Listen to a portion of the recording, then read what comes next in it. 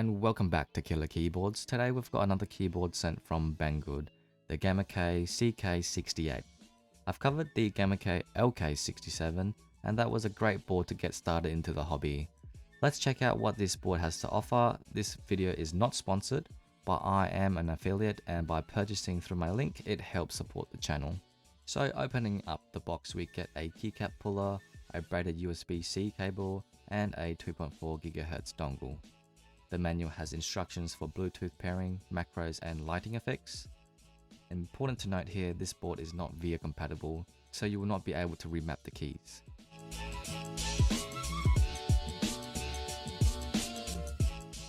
Flipping to the back, we can see adjustable feet that offers two different heights. There is a slide switch that controls the three modes of Bluetooth, wide and dongle. Now taking a look at the front, Gamakay has their logo printed on the right. The case is plastic and feels like ABS. A quick creak test and there doesn't seem to be much noise. The all black case and black plate does give it a sleek look in my opinion. This kit costs $55.99 USD.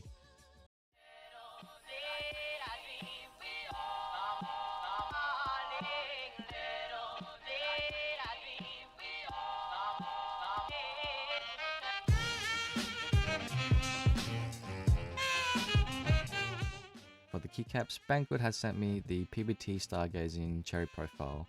Let's check them out.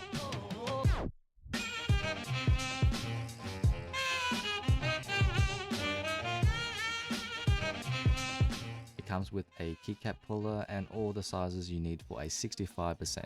This uses dye sublimation, which means the legends are printed onto the keycap. This usually results in fuzzy letters, but they seem okay here. The wall thickness on the keycaps come to 1.3mm, which is standard for PBT keycaps. This set costs $49.99 USD. Let's take a quick listen to the stock keyboard with the stock stabilizers.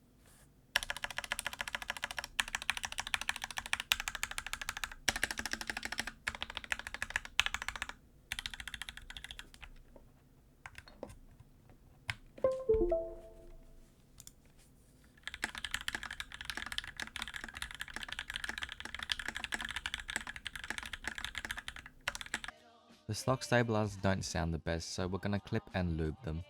To take out the plate mounted stabilizers, there are these little tabs you need to push inwards with tweezers. At the same time, pull or push the stabilizer and they should come out. When taking out the spacebar stabilizer, you'll notice it is blocked by this rubber piece. So that means you'll have to take off all the switches and keycaps to take it out. There are 5 screws that hold the PCB and plate to the case. I recommend you do this before putting on the switches and keycaps unless you decide not to mod them. These stabilizers do come pre-lubed, but we're going to add a little more. I don't have small clippers here, but you can use nail clippers to clip off the legs.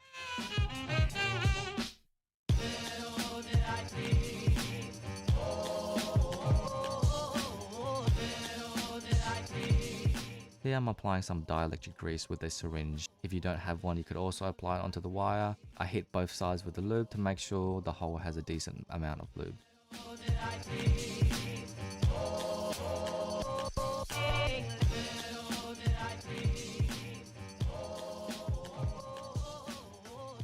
Here's a quick sound test with the lube stabs.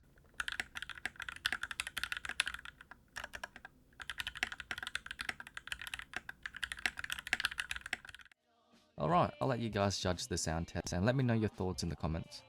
I'm gonna go ahead and do the tape mod to see if it makes any difference. Just be careful when taking apart the PCB from the case. There is a cable connector which I found really hard to unplug. The switch for changing from wired to wireless also came off, so make sure you don't lose it. I'm gonna apply a single layer and make sure to make cutouts for the battery connector, standoff holes and switch for the Bluetooth. Let's take a listen.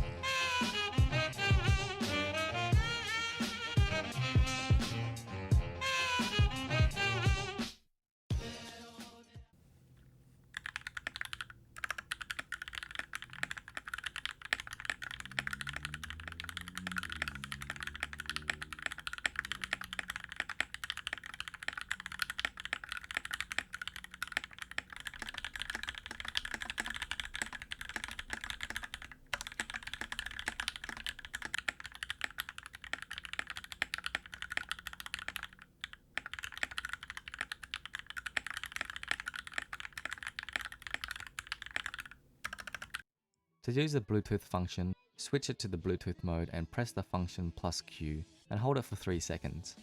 It should start flashing blue, and once successfully paired, it will stop flashing.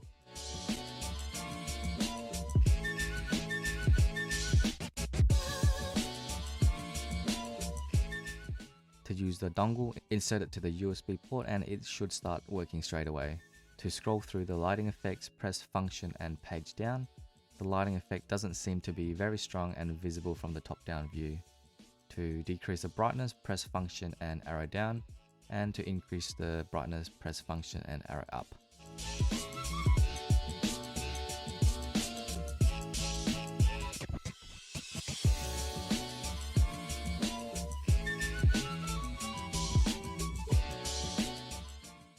So what are my thoughts on this board? I think there is a very subtle difference with the tape mod. The overall sound is clacky and I think it sounds pretty good. The stabilizers, however, don't sound the greatest and I would recommend changing them out. The typing experience is 100% stiff as expected, and for the aesthetics, I think the case looks and feels cheap, but we need to consider it does have a budget-friendly price of $55.99 USD. Personally, I think the LK67 looks and feels better than the CK68. They are both Bluetooth, but the LK67 includes a knob with a price tag of $65.99. I would recommend you spend the extra $10. Let's take a quick listen.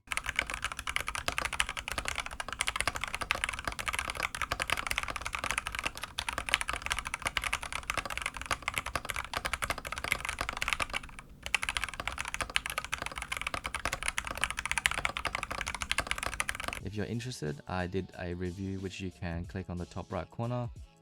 For the keycaps, I did see some misalignments and experienced a difficult time putting them on. Besides that, I do think these look great if you're after a budget blue set. So what do you guys think about the CK68? Let me know in the comments, and if you enjoyed this video, consider liking and subscribing. I have started streaming on Twitch, so go ahead and follow me there to catch me on the live streams.